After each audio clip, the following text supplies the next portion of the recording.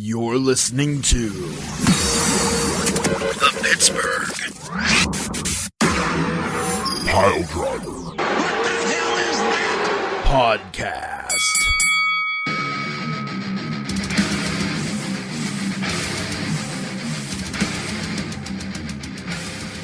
Hello once again, and welcome to the Pittsburgh Piledriver Podcast. Yes, it's that time of the week. Yes, it's time to talk wrestling. And yes, it is an episode of picks.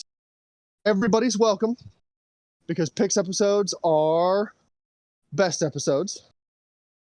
Feel free to disagree. It's America. You're allowed to be wrong. But that's what we have on deck. I believe we're going to try to shoot for 2 shows this week. We're going to attempt a picks episode here. And then the next show, boy, howdy, is there a lot going on in the Fed that we have to talk about. And if there isn't enough to cover in an entire show, well, then color me purple and call me Barney the Dinosaur. Hey, let's go ahead and move into this show so that we can do picks, because good Lord, we have some picks to pick. Tiger Bomb Thomas here. Poot the Bard has chosen this time as the most appropriate time to take a shower. So that's where he is. And I am Ransom the Madman, and I am, maybe, for those of you who are doubters, the last time, but I know deep down I will continue on as the herald of your doom. For I am the one who comes before the one who will make your face melt with his glorious, glorious pick knowledge. That's right, I am the herald for the all-knowing, the all-seeing, the choosiest of choosers, the pickiest of pickers, the god of wrestling podcast gods, the supreme ruler of the P3 universe. He has brought peace, justice to his new empire. He will take your picks and spread them upon the bread, which he has baked with the bones of your body.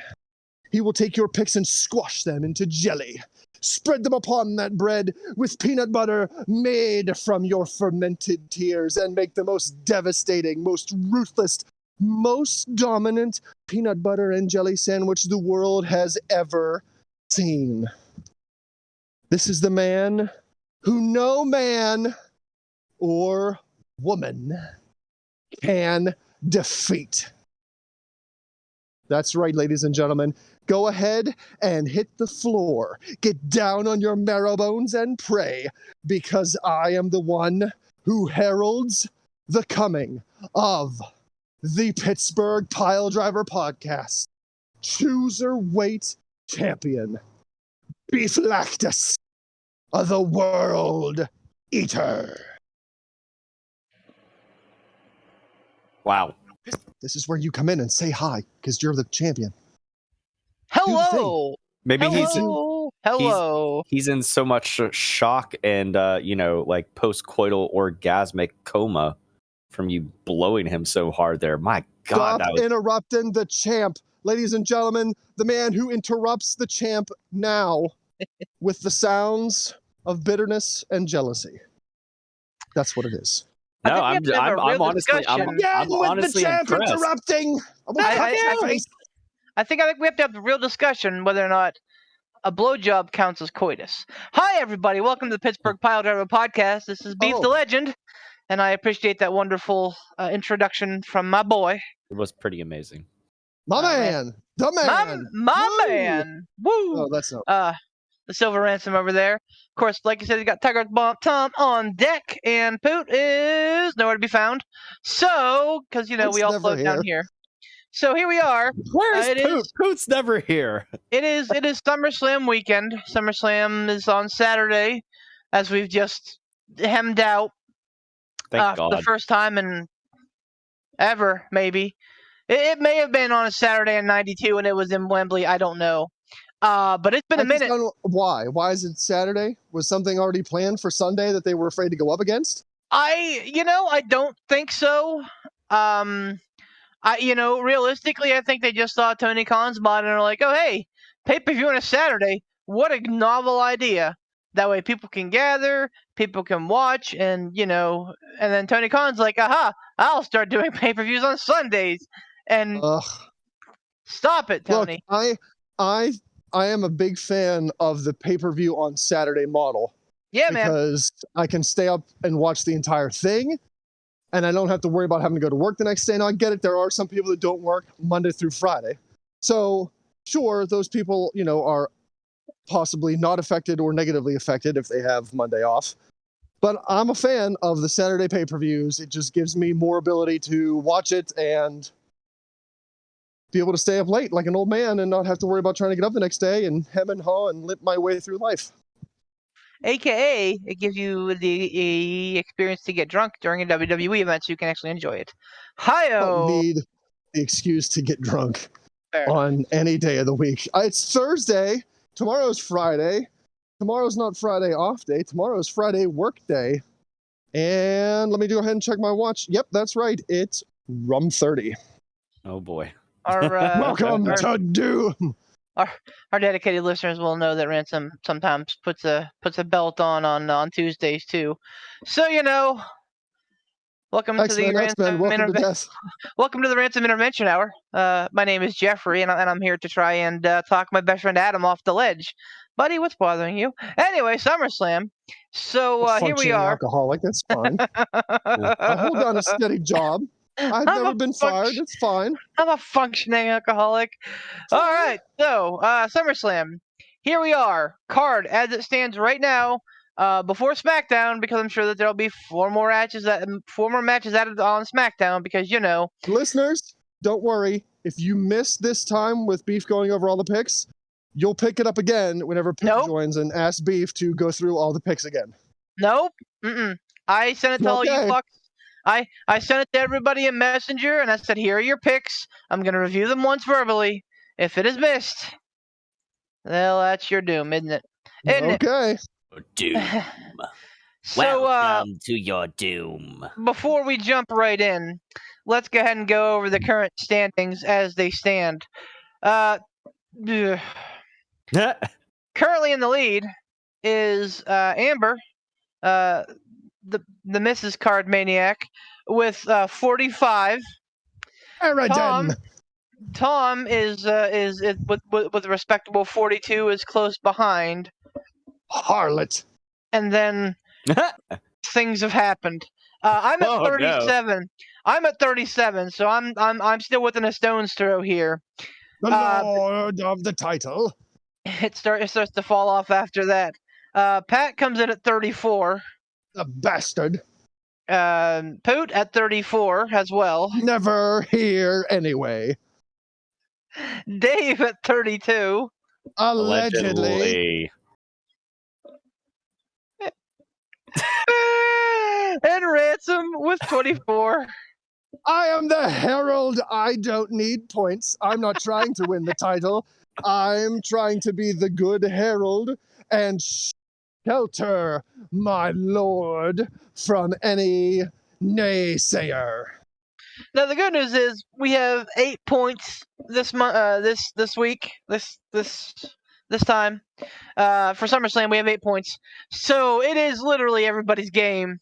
And I know that Amber likes to make some. Except for Ransom. I gotta say real quick though. Correct me if I'm wrong. Didn't Amber pick a perfect card for Death Before Dishonor? I believe she did. I think she did because her and I had the exact same pick, except for Serena D and Mercedes Martinez. She no, I'm looking at your score. I'm an idiot. That's the only match I got wrong. So no, she had to pick the perfect. She did not. She picked the Righteous. Damn. Okay. Well, damn. Castle and the Boys. Yeah. So, gotcha. But one point off. So it's respectable. But I also know that she likes to throw spaghetti at the wall for WWE pay-per-view. So I'm very, very. Ooh. I feel good. So you're saying good right now. So you're saying there's a chance. I do. I am. the pressure's still on because I know no that chance. I know that Tom likes to come in hot on his picks too. So without much more of ado, let's go ahead and go over this card. Hey, before we go over the card and go into picks, if we start picking before Pooch shows up, when he shows up, are we revealing everything that we've picked? Nope. So he's picking blind. Yep. Fair enough. Ever thus the deadbeat, Slabowski. He'll catch up. Here. We can. I was gonna say my suggestion is we could pick the rest of the card like normal, and then whatever ones he missed, he can go back and pick blind. Fair enough. Because okay, so if he shows up for the last two, he can find out what we pick for our last two as we're going. If it's in rotation. Yeah, he's not picking blind on everything. He's picking blind on just what he misses. Okay, fair enough. Continue. Here's your card. Roman Reigns defending the WWE Undisputed Universal Championship against Brock Lesnar in a last man standing match. Pat McAfee takes on Happy Corbin in a singles match. Bobby Lashley defends the United States Championship against Theory. Jimmy and Jay Does Theory still have his Money in the Bank briefcase, or did something happen in between? He certainly does. Okay, good. Does he have a sandwich in his mouth? Jimmy and Jay, mind you, thank you. Shut up. Defend their undisputed tag team championships against the Street Profits, Angelo Dacadano. Wait, Jeff? Why is Jeff Jarrett the special guest referee? With Jeff Jarrett, a special guest referee, because ain't he great, folks? That's J-E, double F, J-A-R-R-E-double-T. That's Jeff Jarrett. Because they're in Nashville. That's why. Damn it. Liv Morgan Eddie says. will defend the SmackDown Women's Championship against Ronda Rousey. Bianca Belair will defend against the Raw Women's Championship against Becky Lynch.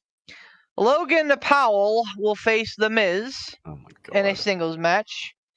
And the Mysterios, Dominic and Ray, will face the Judgment Day, comprised of Damian Priest and Finn Balor with Rhea Ripley. No DQ tag match. Fun. Notably missing is Seth Rollins and Riddle, because it's been announced that Riddle has a quote-unquote injury, which, by the way, apparently every other fucking mouth breather in the world can't figure out it's a fucking work. Here's your fucking sign, Marks. It's a fucking work. Are there people that think he's legitimately injured? Oh my god. Oh my god. All right. Oh my, I mean, just because, podcasts and, wrestling groups, I get all kinds of shit on my timeline. And everyone's like, oh, Seth Rollins is so unsafe. Remember what he did to Sting? What about Finn Balor? He's so unsafe. They need to ban this. And I'm like, you're a bunch of fucking cattle, you fucking mouth breathers. Seth Rollins, one of the safest workers there is. He fucking carried Cody. He helped Cody fucking wrestle through a Hell in a Cell match, basically with Cody having one arm. Yeah, man. I mean, come the fuck on. Anyways. He wrestles a high risk style, and I get that, but I mean, the whole Finn Balor injury. I gotta get. That was a freak thing. That was a freak thing. Just the way that the way that he hit the barricade. It's because Balor has zero muscle mass, and there was no fucking padding. So of course, when one of his fucking muscles hits the barricades a certain way, it's gonna fucking explode because the man has 0% body fat. My God. Right. There you go. Yeah. All right. So there's your matches. Hope everybody was listening. I was repeating them once, and that was it. Poot. So here we go. Starting with him to come in and ask, what is the car? What's again? Here we go. Pat McAfee versus Happy Corbin. I will lead off. I am picking Pat McAfee, and I am picking it for 6 points. Ransom, what do you think? Do we have a total of 8? Is that correct? We do. Yes. Okay, so is Pat McAfee moving more into a commentator / in-ring competitor? Because I thought that was kind of just like a special occasion type thing where he was going to be a wrestler, or is he going to try to do both? What's happening here? I mean, I don't think he's ever going to slide into it to being an in-ring competitor exclusively, but I think that he has the chops necessary to, have a singles match every once in a while, and I think SummerSlam is a big event, so why the hell not? Okay, all right. So they're bringing him into the ring because it's one of the big four, and he's an attraction. Mm-hmm. Okay, I can get on board with that. I have no problem with Pat McAfee as an in-ring competitor. Like, I'm not complaining about it. I just am curious as to what the future holds with him, or what their plan is. That's all. I'll go ahead and toss out a Pat McAfee for a hot fiver. He took a loss to, what's his nuts, and that should never have happened. The Vince. Pert McAfee. Yeah. Yeah. Fee. Oh, hey, speaking of. Boots here. Yeah. Tom, who you got for McAfee versus Happy Corbin? How long has this feud been going on? A couple months. Last week. Nah, man, it's been going on since Money in the Bank, at least, because Corbin attacked him after Money in the Bank, and then he showed up to the fucking UFC in like a fucking neck brace. I saw that. I love Pat so much. So has Pat gotten one over on Corbin at all, throughout these exchanges? I mean, probably not, because, Corbin's the big, hulking, muscly behemoth, and Pat's the lowly announcer. Oh, okay. All right. Well, in that case, I'm going to also go with Pat McAfee, also for a hot fiver. Ooh. Yes, I should have lied to you and told you that Pat's been getting one-ups on him the whole time. I should purposely be trying to fucking torpedo your picks here, Tom. You shouldn't do that because that's dishonest, and you're not a dishonest boy. No, you know what? That's the thing that winners do, and he's a winner, so whatever it takes. Whatever it takes. Cheat to win, baby. Beef, if by any means necessary. If mine and your picks are pretty similar, you would want to be helping me out so I can bring back the prestigeness of the P3 title back to the It's not gone anywhere. It's not gone anywhere. I have it. Still here. I don't have it. I haven't seen that fucking 10 pounds of leather since I won it. I don't even know where it's at. It could be in the closet. I sleep with it every night. Okay, well, the Herald keeps it safe. That's fair. The Herald keeps it safe. Much like the powers cosmic I have bestowed it upon him, it is his. It is his burden. It is his tribute. I fly around Mordor on the belt. Hoot! What? Well, welcome to picks. Pat McAfee versus Happy Corbin. Go. Total of 8 points for you. Pat McAfee for 6. All right. Yeah, they're gonna ride the McAfee wave. What have I missed? That's nothing.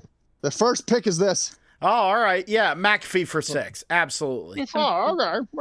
Okay. McAfee for 6. Okay. The Mysterios, Dominic and Ray versus the Judgment Day, Damian and Finn. With Rhea in the corner. It's a no disqualification tag match. No disqualification tag match. Yep. I'm gonna go for the discount day for 5. It's hurtful. Wow. Well, it's hurtful, but unfortunately, it's true. They've bungled this whole fucking thing. It's a new day, my friend. It is a new fucking dawn. It is a new fucking dawn, and there is no one on that roster, save for Seth Rollins, that Triple H likes better than Finn Balor. That's true. It is a new day, but I'm gonna go with them for 5. Ransom. Did Edge come back yet? Nope. So, oh boy, that makes it even tougher. Because if it's a no DQ match, Edge could stroll right on in there and F those mothers up and just hand the Mysterios a win and turn into good old face Edge. Row, Reggie. Or it's possible, but like Beef said, it is a new day. He could roll in and be like, "Ha! I got you, fucking marks," and kick the shit out of the Mysterios. Yikes! It is a fucking new day. Many things that can happen. So many things that could happen. Okay, look. So I'm gonna hope. My hope is that common sense, peace, justice, and the American way will return to the Fed now that Triple H is in charge of creative. So, under that assumption, there's no reason why a new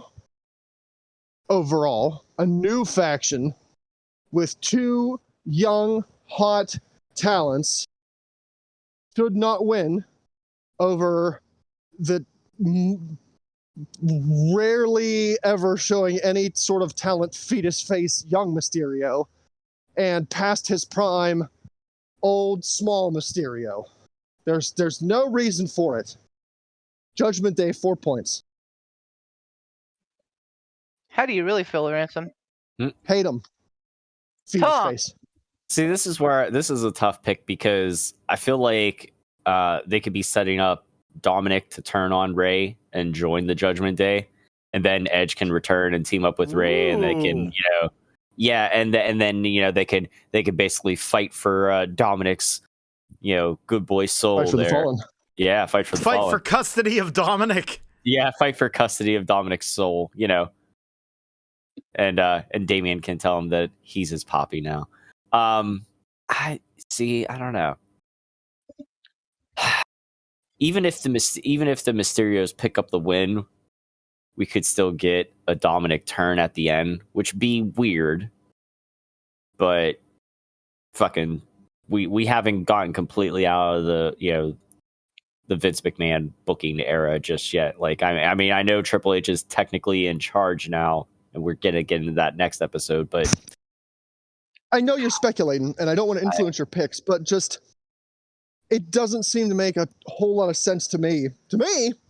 Yeah, man. For the Mysterios to win, I feel like then Dominic turns on the Judgment Day. So why hand Judgment Day a loss? I know that's and then the have thing. Dominic be like, "Ha ha! I turned on you, Dad." Well, yeah, that's the thing. It doesn't make sense to do that. But Fucking get it, Dad. Wow. Time for another shot. Man, this is a tough pick. You're right. I mean, it wouldn't make sense to do that, but fucking weird things happen. I don't know. I don't know. Fuck it. Judgment Day for 3. Damn it. I was hoping you were going to land on the Mysterios. Nerd. Man. Like, I gotta start making up points, and I'm not gonna do that by picking the same route as you. But unless you put more points on it, if it's a sure thing, and you put more points on it than he does. Booyah! Boom roasted. Boom roasted. Yeah, but if we pick the same card the whole way around, I can't retain. But I feel like 100% Dominic's gonna turn on his dad. I think that's going to be the thing, because they've been I think he was initiated into the group a couple weeks ago, and but he's been tagging with his dad. It's been weird, and then Rey Mysterio, I don't, and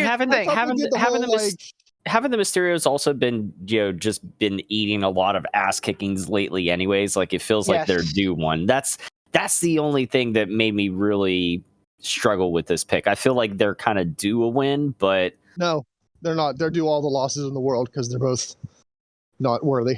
I mean, I agree with you. I never really cared for Rey Mysterio in the first place ever, so I could care less. That's fucking heresy. Fuck it. I don't care. Heresy. I think he was really overrated. I think he was really overrated for a long time in WWE. But all right, fuck it. I'm doing it. Fortune favors the fucking bold. I'm taking the Mysterios. 4 points. Ooh.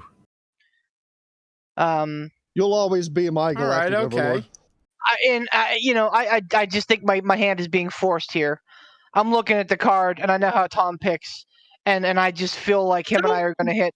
Don't you worry about what I'm doing. And I know that Amber is the one that's leading. Exactly. But I also think that she's probably going to throw some picks away. Again, just by dint of how she's picked in the past, she's picked some wild fucking, and sometimes that they've worked out perfectly for her.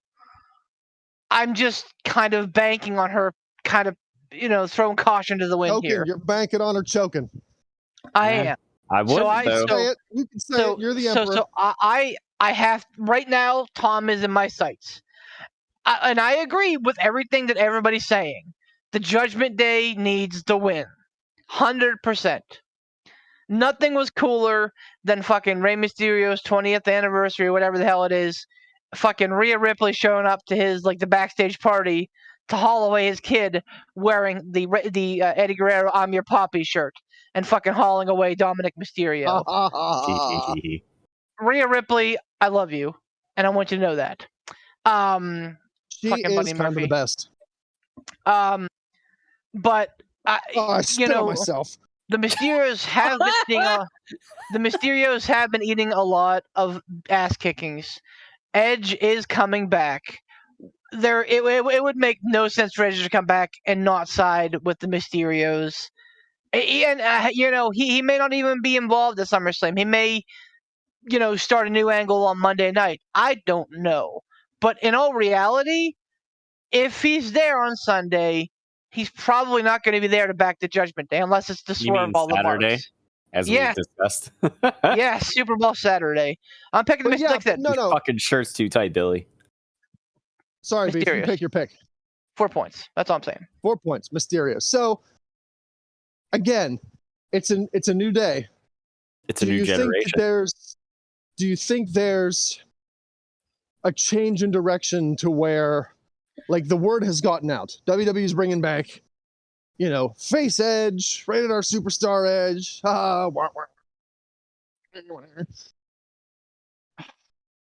Is it best for business, pun intended, for Triple H to say, you know what, maybe we go in a different direction in this. Maybe we, everybody thinks he's coming back as rated R superstar. Everybody's going to assume he's going to come back and back the Mysterios because him and Ray are buddies and haha, yay, nostalgia. But what if we throw an audible and bring Edge back like he's going to help out the Mysterios, only to have him side with the Judgment Day and have it all be, a big ha-ha, like, we got you. They didn't really turn on me. This was all part of my master plan. I'm still in charge. It was me all along, Austin. Oh, it'd be great. It'd be great. And it would be undoing a stupid move that Creative made. It really would, because look, I don't want to go on a tangent on this, but like I said before, yeah, Edge is the veteran, and Edge doesn't need the push, but the Judgment Day could really do with a good veteran leader. Finn Balor and Damian Priest and Rhea Ripley can still be the focus. They can still be, the future. They could still be the ones that, the Judgment Day is really showing off. But to have Edge, that veteran mouthpiece there, just with all of the awards and the history and the championships behind him, leading this group into victory. I mean, that makes sense to me. It doesn't make sense to have Finn and Damian and Rhea and be like, oh, well, we're a group, but nobody's in charge. We're just kind of all together, three musketeers, but bang, bong, bang. It just makes more sense for Edge to come back and lead them to gold and dominance as the veteran. End of speech. No, I agree. And I mean, yes, that's what I would like to see. But from a point standpoint, I'm hooking my train to the Mysterios because,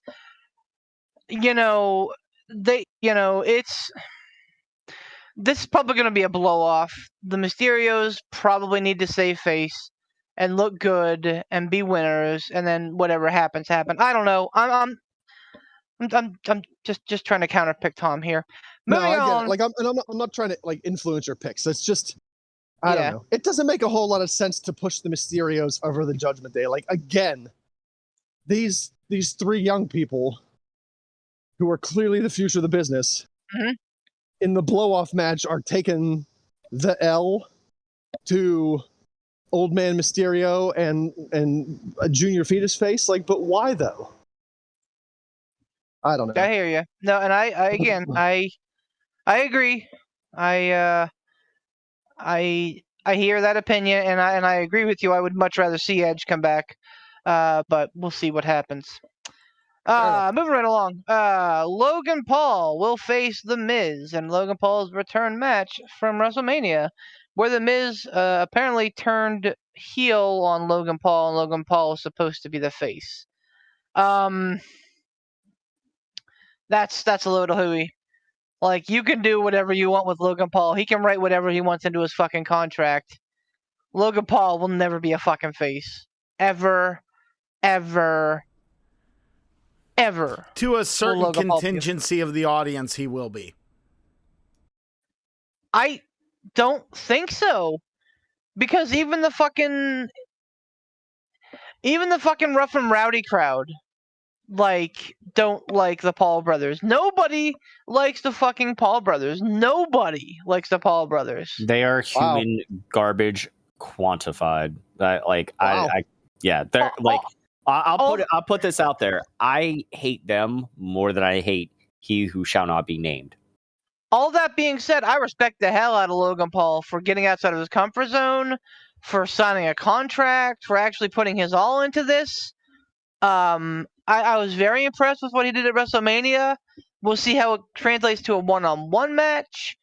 But by the books, Logan Paul is the face, The Miz is a heel. Ransom, you're up to pick first on this one. Good luck, buddy. I'm gonna toss my 8-pointer in here, and I'm gonna go Logan Paul.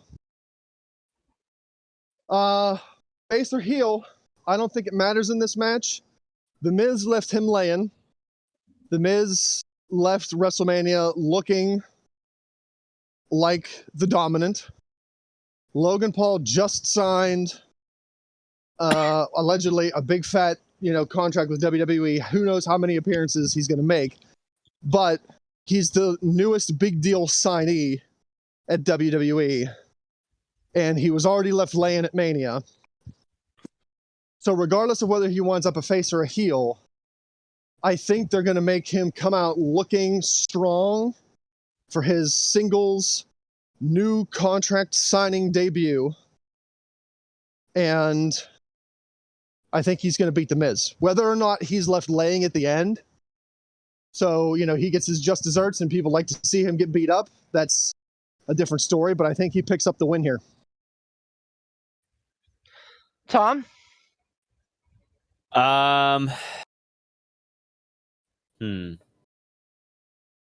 love to see The Miz just beat the ever living fuck out of Logan Paul, and SummerSlam is historically more of a heel show anyways.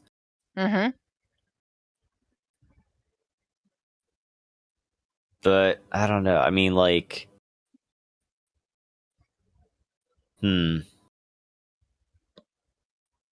either way, I think this is going to be my 1-pointer. I'm going to go with The Miz. I am picking Logan Paul, and just like the Herald, 8 points. Because even though we have a new sheriff in town, Logan Paul's not a dummy. Despite what America wants to have you believe, he and his brother are really good at making a lot of money. So he's not going to get down like a chump. He's not going to, he probably put in his contract, hey, I'm winning the first X amount of matches I have. And that's that. Like, and I'm going to be the good guy. And of course, you grin and you say, yep, yes, sir, Mr. Paul. And then, when shit happens, go, oh, sorry about that. Like, I think that The Miz is one of those guys who can eat every pin ever on every show ever by every competitor ever and still be awesome. because that's his cachet that he carries. So I'm picking Logan Paul, 8 points. Pootski? I really, really want to follow Tom on this one. But I don't see Logan Paul losing. Especially after being left laying. It's going to be his comeuppance and kickstart. Whatever they're going to do with him. And to be fair, I don't like Logan Paul. But, however, he had a good showing. Showing. He did well. It was convincing. And I'll give anyone who hops in that ring and works well all the credit in the world. It just doesn't make sense for him to lose. So I'm also going to go Logan Paul for 8. Wow. Liv Morgan defends the SmackDown Women's title against Ronda Rousey. Tom. This is where I'm going to use my 8-pointer, and I'm putting it on Liv Morgan. All right. I am also picking Liv Morgan, 7 points. I think that Rousey isn't going to like eating the pin, but I think it's going to be what's going to have to happen. I think it would be foolish to take the belt off of Liv Morgan. The problem is that Liv is a great underdog. So, could we see a repeat of last year's SummerSlam? Where Ronda comes out there and houses Morgan, only for Liv Morgan to get built back up, win the Royal Rumble, come back and win the title at Mania and have him be dominant then? We'll see. But honestly, I think it's too early to be playing with that. So, Liv Morgan, 7 points. Poot? In the spirit of not picking the same thing as we are wont to do, because it also keeps things interesting. I'm gonna go ahead and use my 1-pointer here, and I'm gonna say Ronda Rousey. I'm gonna go ahead and say Rousey because we've seen Brock Lesnar throw a little hissy fit and threaten to storm out and stuff like that. Ronda Rousey can be kind of volatile and stuff like that. So I don't know. I just want to pick something different. I was looking at the card to see what am I going to put my 1-pointer on? This is going to be it. After Ransom's pick, I have a little bit of a side prediction off of this particular match. Respect. Yeah, that's all I have to say. Ransom? I have the same fears as Beef about Liv Morgan being a better underdog. I think Ronda Rousey would be a Triple H lady. Just because her introduction to WWE was with him and Stephanie. But the fans seem to really be responding to Liv Morgan in both noise and merch sales. And though Triple H may be in charge of creative now, WWE is still a business, and they're still in business to make money because they need to make money for themselves. They need to make money for the shareholders. And if Liv Morgan is producing that money, it wouldn't be a good idea to take it off of her. Though I do have my reservations. But I will say Liv Morgan for 2 points. Yeah, it's a weird dynamic right now. Tom, what you got? You said you had a little bit of extra on this. I think Liv Morgan, gets the win. But I think we see Ronda literally throw a hissy fit, and I think she leaves Liv laying in the ring after the fact. If we get any post-match chicanery, I think that's what you could expect. Mm-hmm. That I can see, 100%. Yeah. I being like a roll up or some shit, and then or like Ronda putting on a hold and then like refusing to let it go, and they have to reverse the decision or some crazy shit. Like that'd be interesting. That would be interesting. Which technically it would still be Liv getting the win because they reversed the decision. But regardless, it would just disqualify Rousey. Yep. Yeah. It's not a no DQ match, so if she puts a hold on and doesn't let go, the ref will just DQ her, and Liv Morgan's the winner. Yeah, that's true too. Yeah, sorry, I had that. Yeah, still makes Ronda look dominant. Still makes her look like the dominant one, but it allows Liv to hang on to the title. Right. Yep. Not a bad thought. Not a bad thought at all. Agreed. Bianca Belair, the champion, taking on Becky Lynch in the Raw Women's Championship match. A rematch from last year. Beef is up first. I am. I'm picking Bianca. I don't think. First of all, I don't think they ever had it in play for Becky Lynch to win. Especially after the fallout from last year and like how much vitriol there was gained. But like, especially now that Paul's taken the helm, I don't think there's a chance in hell that he lets Bianca Belair lose. Not to say that he's not a big fan of Becky Lynch. I think he's a big fan of both these gals. Well, you figure. I mean, Becky came from the original NXT, and that was with the Four Horsewomen and everything like that. I mean, he was definitely very closely involved with them. So I mean, he's got his fingers in both the pies. No innuendos or puns intended. Just saying, he's definitely got ties to both. So I mean, it's yeah. But I feel like Triple H did a great job of booking Bianca Belair as one of the ultimate underdogs in NXT, where she would consistently try to win, try to beat Shayna Baszler and lose, and come just short of it. That when she finally won, it was breathtaking. So I'm going Bianca Belair, 5 points. That's my pick. Poot. We're going to bring it around again. We're going to absolutely bring it around again. I think this will be really good for Bianca. I think that Beef is spot on with the whole thing with Becky Lynch. I'd love to see it. She's just going to have magical moment after magical moment after magical moment. So I'm going to give Bianca Belair my 4. Ransom? I'll toss a 3 spot at old Bianca Belair. The old cold 3. Cold 3. Tom's? Bianca Belair for 4. Yeah, I think we can all agree that last year was a travesty. So hopefully, yeah, they're and I'll tell you what though, you had mentioned her name, and I really hope that H has something.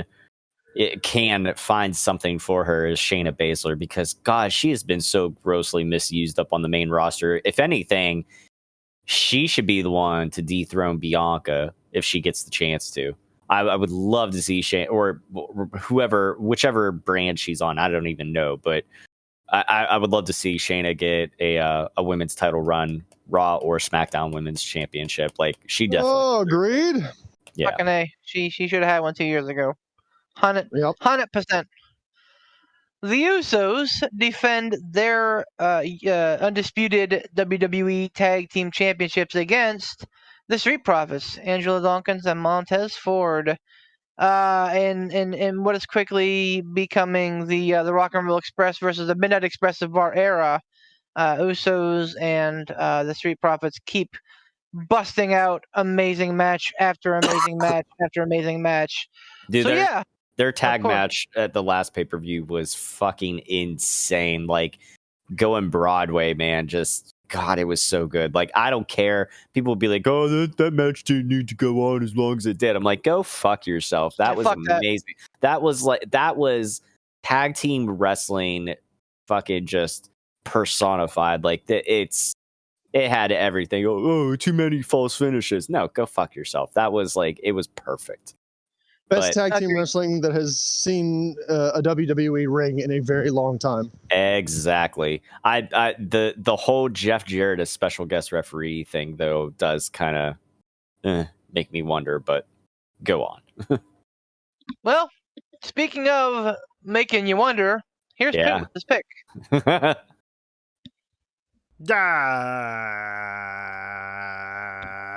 Nailed it. I'm gonna put 3 on the Street Profits just because I want to see them get a win. I want to see them have those belts. They're faces. They're great. And like Beef said, they could just continue this feud on and on and on and on and on ad infinitum. Ransom? How many matches have Street Profits and the Usos had? Quite a few. Like actual title matches. I mean, they had one at the last pay-per-view. Maybe they had another one somewhere a little while back because the Usos have had those titles fucking forever. So They have, but I mean, but I think that they feuded for the each brand's gold at different times too. true. Ooh. I mean, the Usos can just crank matches out with anybody. Like New Day, nailed it. Fucking Street Profits, nailed it. I know we don't like to give credit to the fucking Samoan dynasty here. No, I had no problem giving credit where credit's due. The Usos are one of the best tag teams of our current generation. I think that and I mean we definitely talked about this a couple weeks ago, but like I mean FTR is definitely number 1 with the bullet right now. I think the Young Bucks are 2A, and I think the Usos are 2B. I would love to see a world where we see the Young Bucks versus the Usos someday, when they're both still in their prime. But all that being said, it's Ransom's point. I'm stepping all over the man. Go ahead, Ransom. Let us hear your silky smooth tone. Ooh, hey, Nailed it. Nailed it. Fucking, I don't know. This one's another toss-up for me because, yeah, the Usos are 2B, but damn, the Street Profits are so good. I wish they hadn't unified these stupid tag belts because there's no reason why the Street Profits and the Usos couldn't both be tag team champions. Ugh. I don't know if it's time for the Usos to lose the belts. That's my only hiccup. And again, like Roman Reigns, just not to that much grandiose hoopla. I think the team that beats the Usos is going to be a big deal because they've held the belts for so long. They've dominated for so long. They're part of, the WWE's most dominant faction in this generation.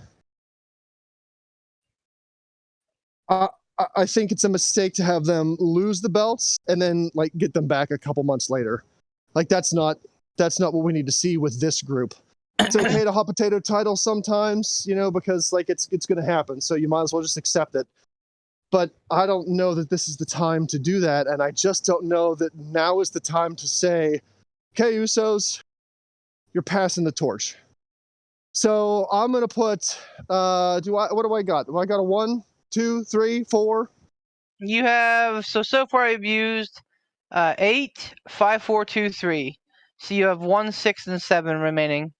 1, 6, and 7. Oh, hell's bells. Let's go ahead and toss a 6er on the old Usos. Because I'm out of it anyway, so who cares? Second. Oh man, this is a hard one to pick as well. I feel like if there was a time where they were gonna drop the titles, that SummerSlam would be the place to do it, and having the Street Profits get their moment.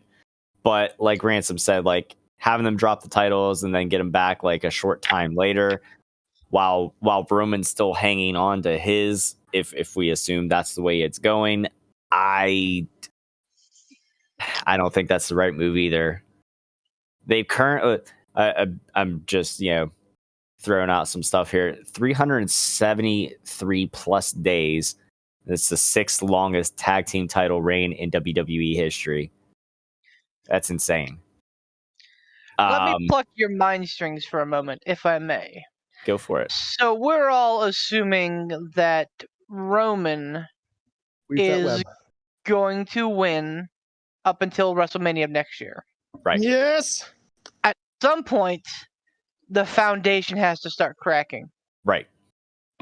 At some point, the Usos are going to lose, and he's going to get real fucking pissed at him.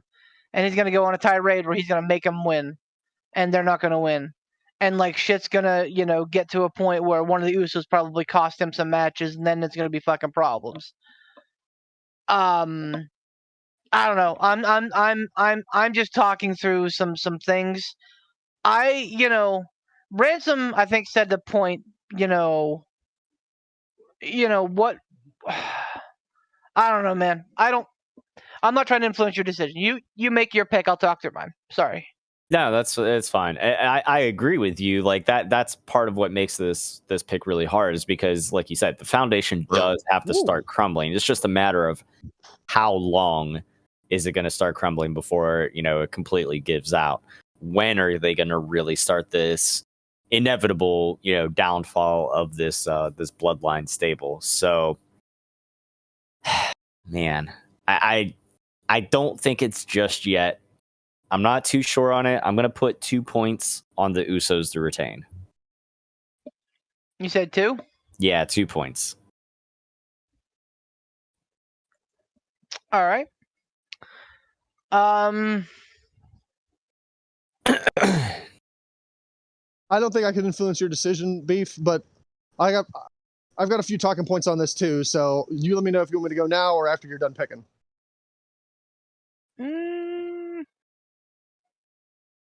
Go ahead. I firmly believe that what you're saying is how the bloodline breaks down and leads to Roman Reigns losing his title. I just don't know if now is the time that that's going to happen. We're 9 months out from Mania? That's a long time for them to build this Roman Reigns bullying the Usos into winning their gold back, only to have the Usos turn on him. If they still hold the belts come Survivor Series, I'm much more apt to look at it and say, ooh, now might be the time.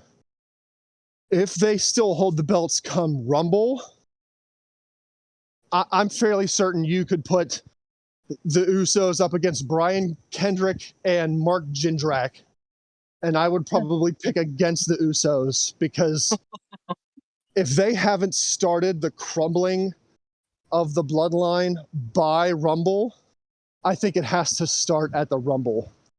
I think you're right that that's how it's going to happen. I just don't know if it's going to happen so soon. That's my only holdout. My only holdout is it too soon? Yeah. But then again, like Beef said, it's a new day. Triple H might like the long game. He might like the long play, the long plan. He's not Vince. So I don't know. Maybe he does do it now. I don't know. Here's the thing. The X Factor, the X Factor in all this is Triple H. Yeah. Yep. Roman Reigns was supposed to go through and hold the title to WrestleMania 2023 as with Vince McMahon at the helm. With Triple H at the helm, who fucking knows? Triple H may say this is fucking stupid and bullshit. Let's break those titles apart right fucking now. Whoa. And I wouldn't begrudge him a damn bit. Because while I think that the Roman Empire has been great, I also think that it has hamstrung the main event scene greatly in the last 6 months. Yeah. So, the combining of the belts has done that for sure. Yes. And I even think, before that, like you were just lining people up to feed to Roman. Yeah. Guys that Triple H absolutely had bred for success. Like Finn Balor. like Finn Balor, like Kevin Owens, like Shinsuke Nakamura. Yep. Guys that Triple H absolutely said, "You got it, and I want you to represent my brand." Oh, I don't know how his Triple brand H, is the whole brand. Like, right. oh man. But he's also, and again, we've said this. He reports to his wife, who is and Nick Khan, who are co-CEOs. He, as much as he was the biggest fish in a small pond in NXT. Now he is still a rather large fish in a much bigger pond with sharks behind him. Yep. He has to answer for his. So, like Roman Reigns, who the company has spent literally millions of dollars to build, he can't just bail on that, saying he's not my guy. Yeah. He could, but he'd have to make an awful persuasive point. And again, being married to the CEO certainly wouldn't hurt that. Well, I have some theories on how H might handle the talent, but we'll get into that in the next episode. But the point remains that I don't know that this whole Roman Reigns 2023 thing is going to happen. I think it still will. I think Triple H sees the value in Cody, and I think that when Cody Rhodes comes back, I think Cody Rhodes gets the title, regardless of it's Mania, Rumble, whatever. I think Cody's going to be regardless. Yeah, like I said, that's wow. There's a we'll get deeper into that because I definitely have some thoughts on that. Well, and so that spins into this point. Like, I think that the walls could absolutely start to crumble this weekend because Roman's days as champion could be numbered. Seth Rollins is magically without a match here. Brock Lesnar is like dicey at best.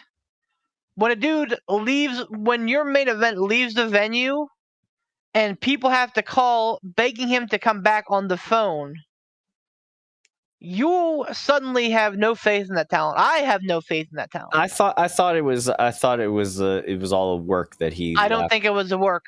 Reportedly, Lesnar actually left the venue last week. Okay. And somebody called him, got him back. Vince, whoever. Okay. Well, let's get through these picks and let's talk more about that in the next episode. Don't rush me. I'm looking at time. I don't give a fuck. Listen, this fucking pick episode can be 3 fucking hours, and the same fucking 17 people that'll listen to a 50-minute show will listen to a 3-hour show. They listen to what I tell them to listen to. Damn it. Yeah, well, I agree. So I was thinking Usos. I really was, but now I've kind of talked myself, and especially since Tom picked the Usos, it makes it super easy. I'm picking Street Profits, man. They're hot. Triple H knows they're hot. They're ready to pop, and let's fucking do it. Street Profits, 1 point. Whoa! Bobby Lashley defends the United States title against Theory. And I forget. Is this Ransom's pick? I think this is Ransom's pick. Yes, this is Ransom pick. Ransom. I apologize, Beef. What do I have left? You have 1 and 7. Oh yeah. All right, so I'm going to go 1 on Bobby Lashley. Tom? Theory's got the briefcase. He don't need a belt. Yep, 7 on Lashley. All right, 7-1. No, me. I am also picking Lashley for 2 points. Again, unless some fucking things happen with Triple H being like, yeah, you know what? Maybe we don't want Austin Theory with that briefcase, which would not shock me. I think Austin Theory should not have won the briefcase. I think that he should have faced Lashley at this event, and I think he should have beat Lashley for the United States title and had a nice long mid-card run to build him up as a credible person. We are where we are. Had Vince McMahon stepped down, and maybe that was his reasoning for holding on as long as he fucking did, so he can make sure that he fucking put his people in play. Bottom line is, we are where we are. So I'm picking Lashley, 2 points. Poot? Lashley, 7. My man. Main event. Last man standing. for the last time ever. I'm just kidding. This match will be repeated forever. Infinitum. Roman Reigns defends the undisputed WWE Universal Championship against Brock Lesnar. Roman Reigns has the patronage of the Wiseman, Paul Heyman, in his corner. Tom? Of course, it's me. Well, this is my 6 points, obviously, and I still think the Roman Empire is going to run strong. And lol, Roman wins. Did you know that WWE just released a Brock Lesnar toy that came with 2 accessories, the WWE and the Universal title? Oh my lord. Is it a prediction? Or is it a spoiler? Oh my lord. That being said, gentlemen, I think we're going to have some chicanery in this match. Somehow, some way, my beefy heart inside believes that Seth Rollins will walk out with that title. What? I don't know how. I don't know in what way. So dusty finish, nobody wins? I don't know. But on the record, I am picking Roman Reigns for 3 points. If for no other reason than Brock threw a hissy fit last week, they had to beg to get him to come back. Triple H is a guy that is all ego, and I'm sure that he fucking hated swallowing his pride to do that. I'm sure he can't wait for this to finish up and never call Brock Lesnar again. So Wow. I think Roman Reigns, 3 points. Roman Reigns. But I think, again, on my beefy heart of hearts, somehow, some way, Seth Rollins walks out with that title. Woo! That's not a prediction. That's a spoiler. Poot? 2 points on Brock Lesnar. Fuck it. Wow. Fuck it. Like, and not there's no rhyme or reason to it. It's just I'm just being an agent of fucking chaos.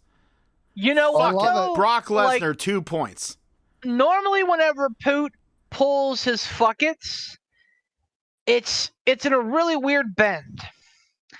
I think that he strategically positioned himself with enough matches that could go either one way or the other, that he could, make some headway here. I don't think it'll be enough to catch Tom, but it might be enough to get second place. Maybe. Ransom. Woo, doggy. So, here's a question. Mm-hmm. We still have SmackDown. Yes, sir. Let's say the prediction of the Emperor comes true. What happens if Seth Rollins gets inserted into this match at SmackDown? What do we do for picks? Well, I think that we again reserve the right to update our predictions, being that it's the fucking main event of SummerSlam. I think that if there are changes, not necessarily adding a new match because that's fucking bourgeoisie, but if the main event is altered in any way, shape, or form, I absolutely think that we can revisit this in our personal convo. And now, what if that happens during show, like at the 11th hour? Do we throw we can't edit it because everyone's picks will be locked in at that point. Yeah, I was gonna say. So yeah, traditionally, I know we ran into this problem at least once before. Didn't we? We did. I forget what we did. Didn't we throw it out, or everybody got what they put on that, or everybody got a point or something? I don't even remember what we did, but I know we did something.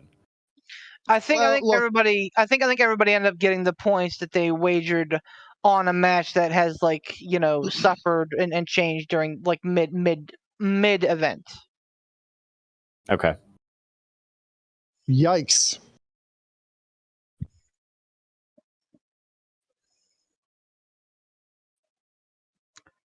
So you can make your there's pick now, no- and if things change tomorrow, we can always have that conversation, and There's no fortune favoring the bold in this case, then.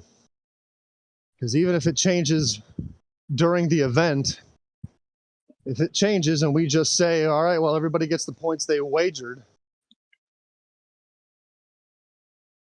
Yikes. Well, and that is, of course, assuming that like the Brock and the Roman match doesn't go as like if a competitor is added to that mid-show, then yeah, like things are fucky. But if like that match goes down exactly as planned, and then there's some shenanigans afterwards, like Hulk Hogan WrestleMania 9 shenanigans, that's all fucking up, all well and good. Okay. All right. Okay. All right. Gross. Oh, hell. You know what? I'm out of the running anyway. So I might as well go ahead and toss my 7 points on the action figure with 2 belts, Brock Lesnar. Wow. And this is not for any points, but do you boys think that we'll see a cash-in at SummerSlam? Ooh. Oh, If man. I do not I think we will see a cash-in. if we did, I think oh, go ahead. Go ahead. I don't think we will see a cash-in. I think I would be shocked if we didn't see at some point in the match, probably towards the end, when both wrestlers are down, you know, it looks like it could be anyone's game. I wouldn't be surprised if Theory's music hit. He comes sprinting to the ring and just stops short, just to cause some sort of chaos and confuse somebody, take the focus away from somebody. Maybe that's how Roman loses, is, you know, Roman's to his feet, Brock's down. Everybody thinks, well, this is it. He's hit 18,000 Superman punches and 400 spears. Like, this is it. Brock's down. Theory's music hits. He runs to the ring, stops outside, jaws around with Roman Reigns. Roman turns around, wham, F5, he's down. Brock walks away with the title. If I may cite the case of The Miz versus Otis, as presided by the Honorable JBL and the boys, of Money in the Bank. The Money in the Bank briefcase is the property of the holder. Possession is 9/10 of the law. It has nothing to do with who got the briefcase down from the ladder. It has to do with who has the briefcase in their hands. Vis-a-vis, I see a scenario where Lashley taps out Theory, Rollins snakes away with the briefcase, and we have the second heist of the century in Nashville. Wow. I could see. I mean, As silly as that sounds, they have set a precedent with Otis versus Miz. And like, yes, eventually they had a match to determine it, but at the end of the day, like Judge JBL said, I roll in favor of the Miz, and that was that. This is where the fuckiness of this match comes in, because if we're strictly picking this match, Roman versus Brock, but there's not a defined winner, Seth cashes in the middle of that match, KOs them both for the 10 count, then technically that match ended as a triple threat. Yep. And so technically the match is thrown out. Everybody gets those points. Yep.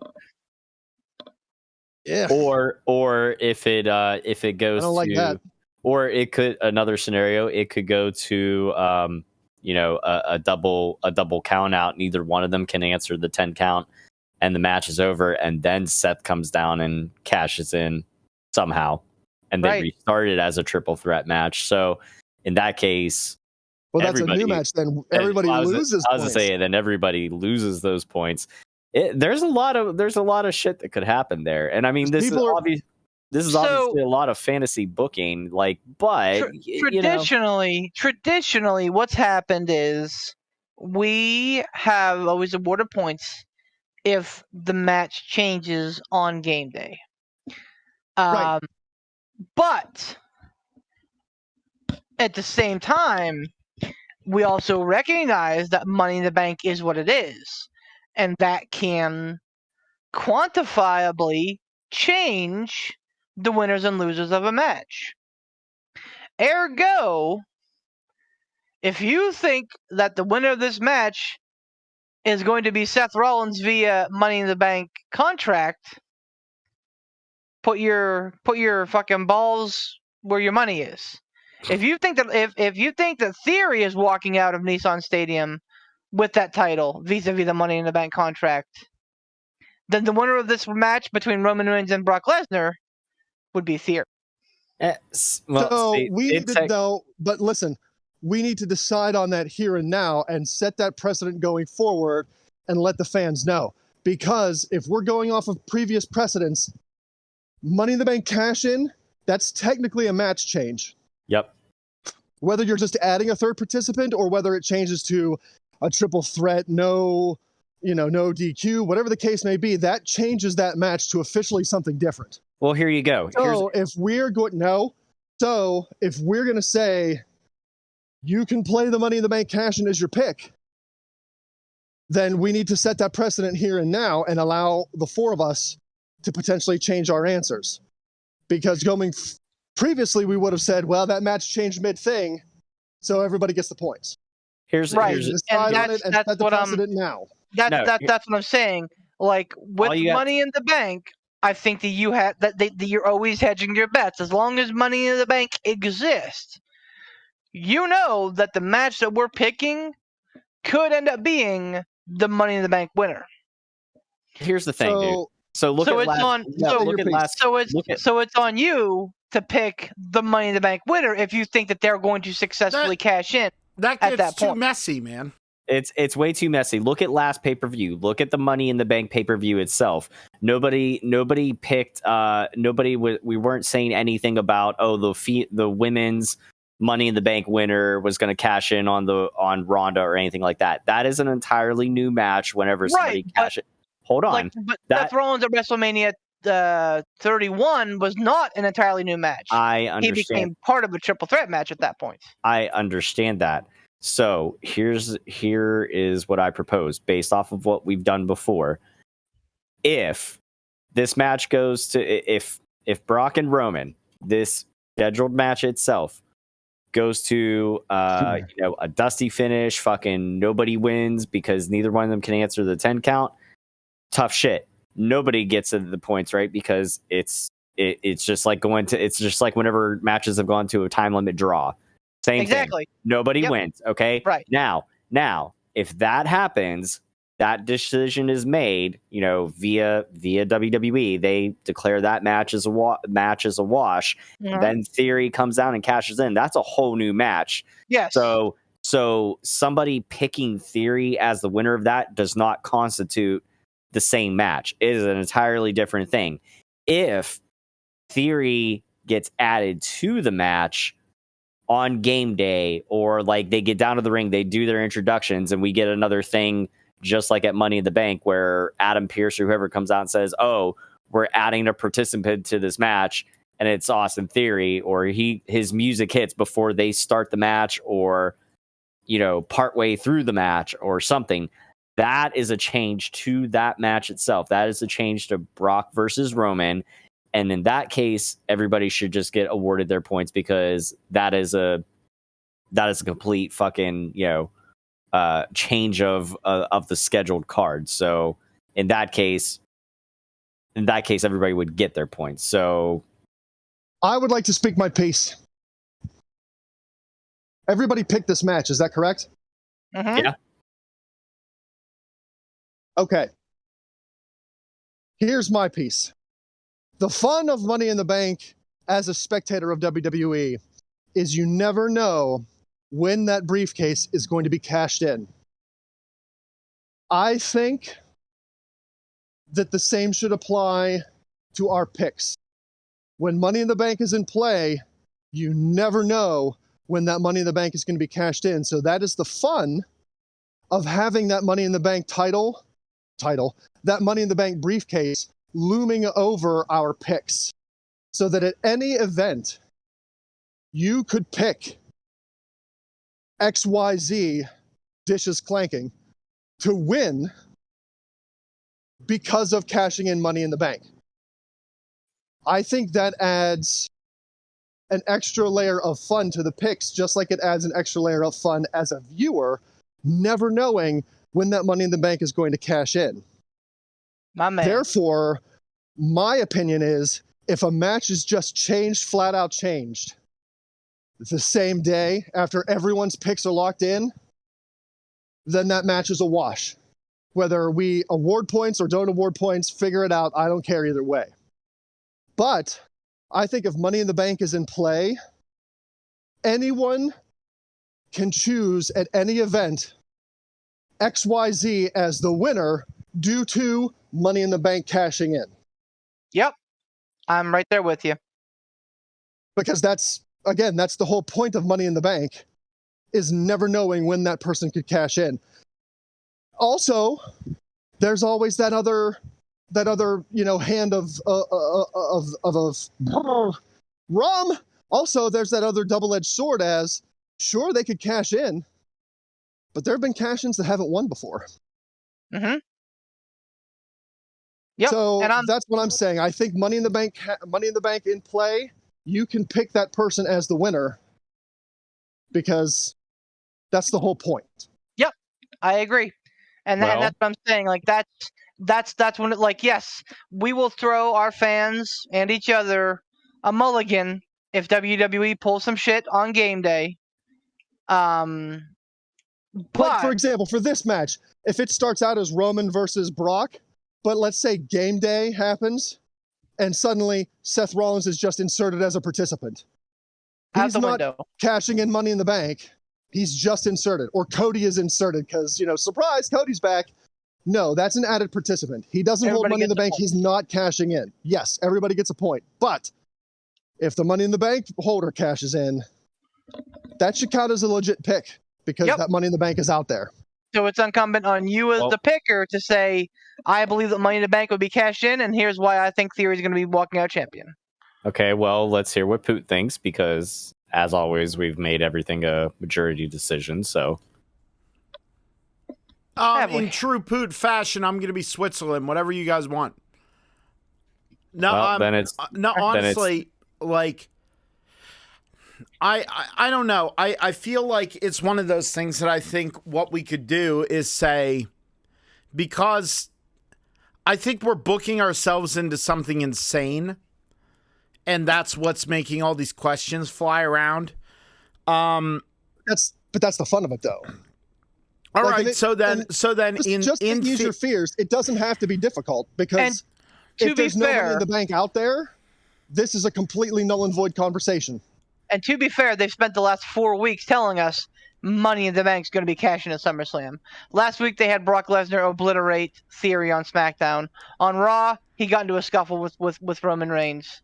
Like they're pushing it real fucking hard, like it's going to fucking happen. Well, my point is, what we could do is we could say, all right, Roman versus Brock, who do you pick? And then do an if.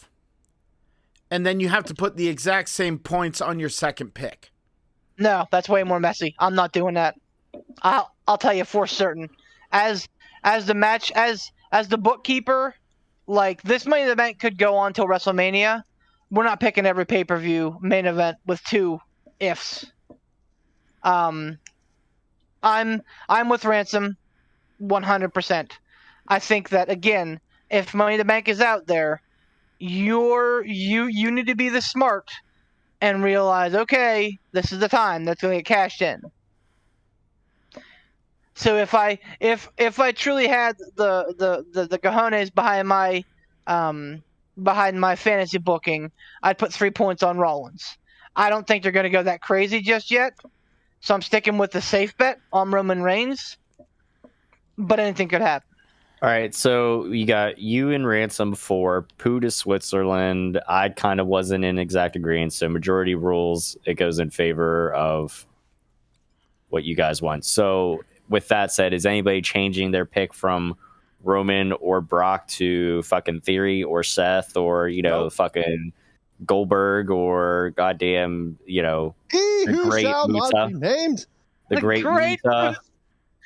Or fucking Randy Savage or somebody? I mean, Jesus, Dead. man. Bonesaw? I'm not. Anyone? He's I'm ready. I'm standing pat.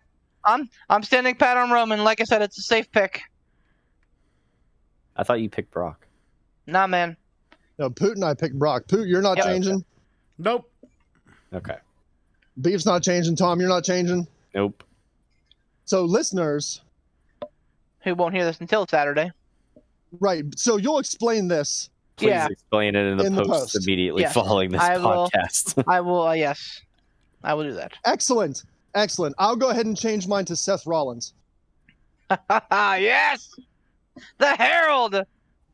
God, Jesus Christ. Yeah, baby. Come on. Come on, Sneak baby. away with it. Sneak away with it, Seth. All right, that's SummerSlam 2022 in the books. Poot. The Casual Gaming Dad, thank you very much for your sponsorship. Thank you to Gould Gaming. We really Uppercut.